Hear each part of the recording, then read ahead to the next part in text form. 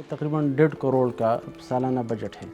इस वक्त हमारे हाथ में मौजूद जो रकम होंगी वो बमुश्किल 15 लाख भी नहीं होगी।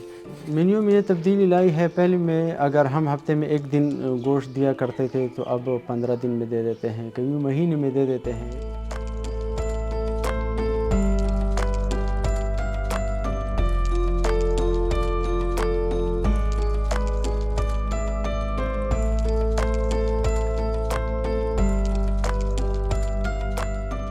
लड़कियों का भी इदारा है और लड़कों का भी है, 2 इदारे हैं और दोनों में मिलकर तकरीबन 1200 हमारे यहाँ तादाद है। हमारे मुल्क के दीगर अफराद उससे मुतासिर हुए हैं, उनमें से दीनी मदारिस के उलमाए कराम और तलबा भी उसी तरह के मुतासिर हुए हैं।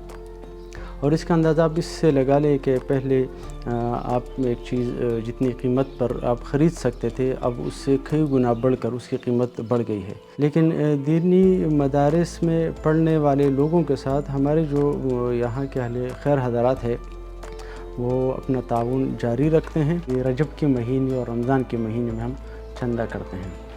इसमें हमें टोटल बहुत ज़्यादा भी हो जाए तो कोई 10-15 लाख रुपए बमुश्किल हो जाते हैं। हमारे बजट में इजाफ़ा हुआ है, इस तरह होता है। यानी इस वक्त हमारे जो बजट है, पिछले साल हमारी बजट को 1 करोड़ का था, अब 1 करोड़ तकरीबन 1.5 करोड़ का हो गया है। अभी इस साल करंट जो साल है इसमें अंदाज़ा बाद में लगेगा कि कितना बढ़ता है।